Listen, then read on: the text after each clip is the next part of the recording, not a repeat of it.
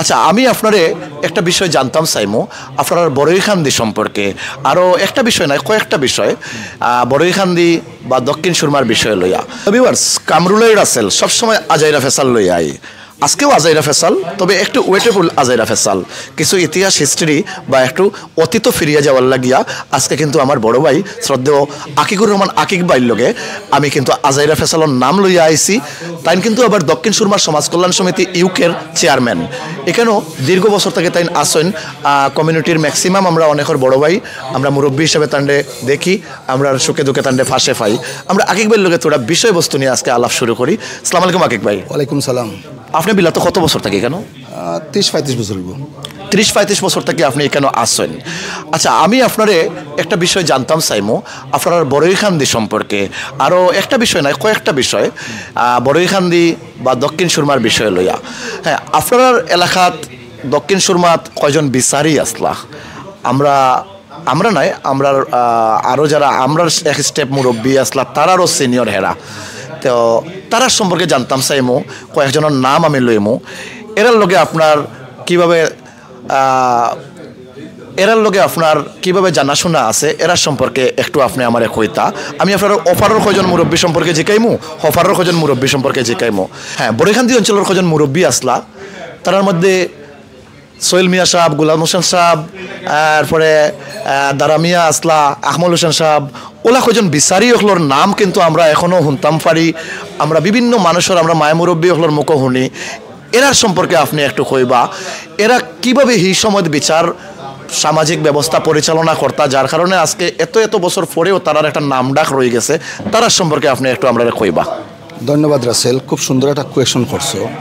বড়ইখান্দি ঠিকই একটা ঐতিহ্যবাহী এলাকা, যে এলাকাত অনেক গুণীজনের জন্ম হয়েছে।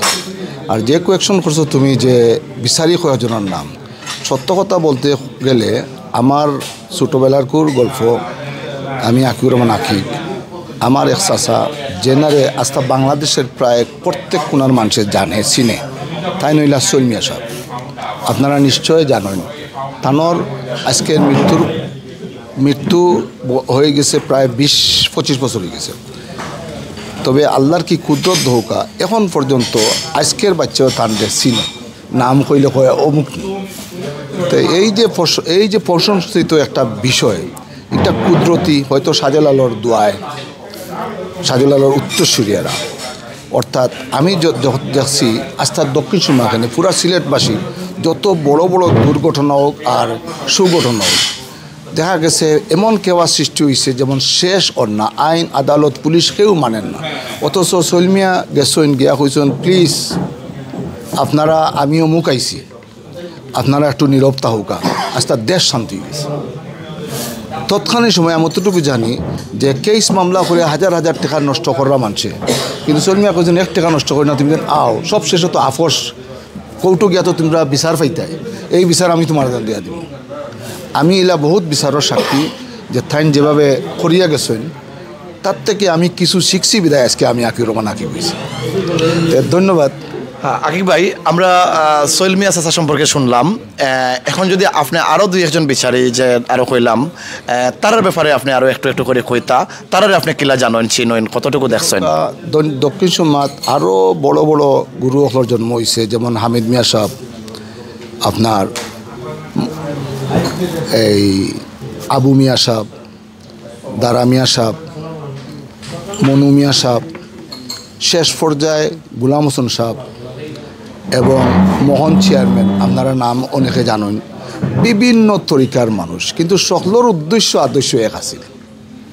একটা আদর্শ আছিল, তারা যে কোনো বিষয়ে ন্যায় নীতির পক্ষে কাজ করছেন। তারা কোনো দিন কোনো অন্যায়ের প্রশ্রয় দিচ্ছেন না। বিদায় দক্ষিণ সুরমা আজকে অহংকৃত, আপনারা সকলের পরিচিত। সুতরাং এই দক্ষিণ সুরমা আমরা তার কাছ থেকে পাইছি।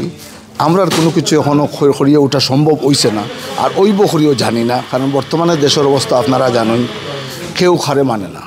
সুতরাং তৎক্ষণাৎ সময় যদি এই ধরনের কোনো মানুষে খালি কইছেন আসসালামু আলাইকুম আমি আইছি, দেখা গেছে সকল মারমুখী মানুষ শান্তি হইয়া কইছে আপনি যখন আইছেন আমরা শান্তি।